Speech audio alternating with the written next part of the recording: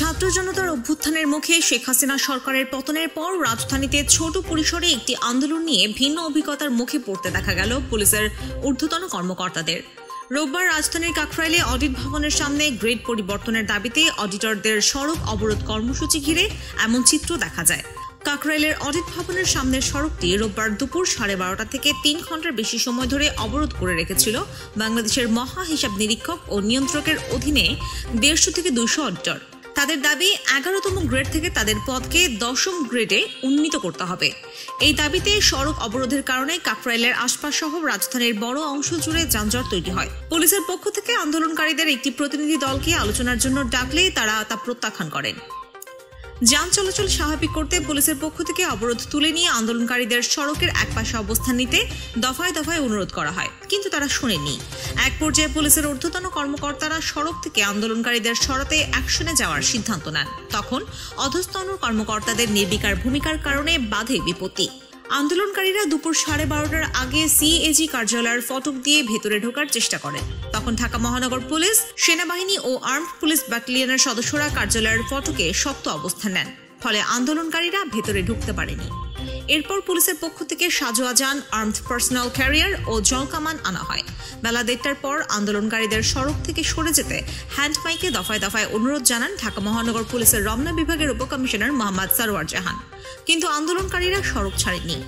এক পর্যায়ে তাদের 5 মিনিট সময় বেঁধে দিয়ে সড়ক থেকে সরে যেতে বলা হয়। তখনও আন্দোলনকারীরা সড়ক না ছাড়লে অডিট ভবনের সামনে সড়কের পশ্চিম দিকে অবস্থান নেয় পুলিশ। এ সময় অধস্তন পুলিশ সদস্যদের উদ্দেশ্যে ডিসি সরওয়ার জাহানকে বলতে শোনা যায়, সাউন্ড গ্রেনেড, কাঁদানে গ্যাস ও লাঠি নিয়ে সবাই প্রস্তুত হন। এক পর্যায়ে হ্যান্ড মাইকে তিনি সবাইকে আন্দোলনকারীদের দিকে এগিয়ে যেতে বলেন, কিন্তু তার সঙ্গে থাকা রমনা জোনের এডিসি, রমনা এসি, রমনা থানার ওসি সহ কয়েক পুলিশ সদস্য ছাড়া অধস্তন কেউ আগাতে দেখা যায়নি। ডিসি সরওয়ার জাহান দফায় দফায় সেখানে উপস্থিত পুলিশের সদস্যদের উজ্জীবিত করার চেষ্টা করেন, বলেন, সাহস নিয়ে আপনারা এগিয়ে আসুন। এ সময় কনস্টেবল ও উপপরিদর্শক পদমর্যাদার কয়েকজন পুলিশ সদস্যকে সরাসরি বলতে শোনা যায় তারা কোনো অ্যাকশনে যেতে পারবেন না। এই সুযোগে সড়কে দোয়া ও মোনাজাত শুরু করে আন্দোলনকারীরা।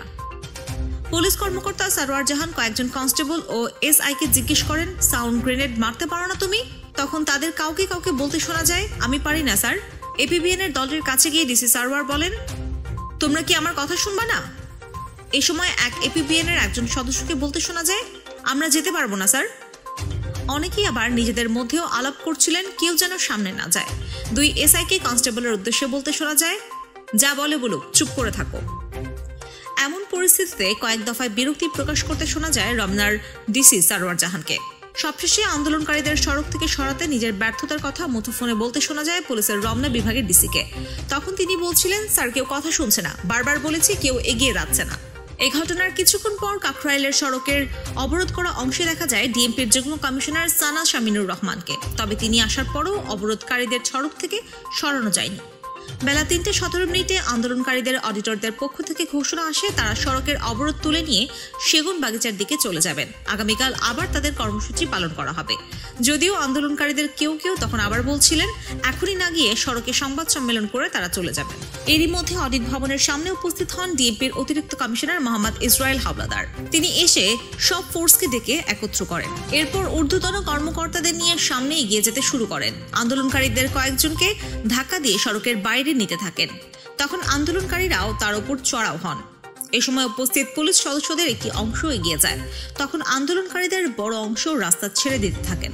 এ সময় সড়ক থেকে সরে না যাওয়া বাকি আন্দোলনকারীদের উদ্দেশ্যে জলকামান থেকে গরম পানি ছোড়া হয়। তখন বাকিরাও ছত্রভঙ্গ হয়ে গেলে বেলা 3:30টার দিকে যান চলাচল স্বাভাবিক হয়।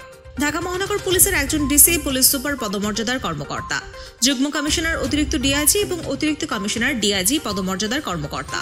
ঊর্ধ্বতন পর্যায়ের এই কর্মকর্তাদের কথা কনস্টেবল থেকে এসআই পর্যায়ের সদস্যরাও কেউ শুনছেন না। তা নিয়ে ঊর্ধ্বতন প্রত্যেক কর্মকর্তার সঙ্গে কথা বলার চেষ্টা করে এক সংবাদ মাধ্যম। তবে তাদের কেউই এ বিষয়ে কথা বলতে রাজি হননি। তবে নাম প্রকাশ না করার শর্তে একজন ঊর্ধ্বতন কর্মকর্তা শুধু বলেছেন, ঢাকায় পুলিশের অধস্তন পর্যায়ের সদস্যদের বড় অংশই শেখ হাসিনা সরকারের সময়ের, তাই তারা কথা শুনতে চায় না।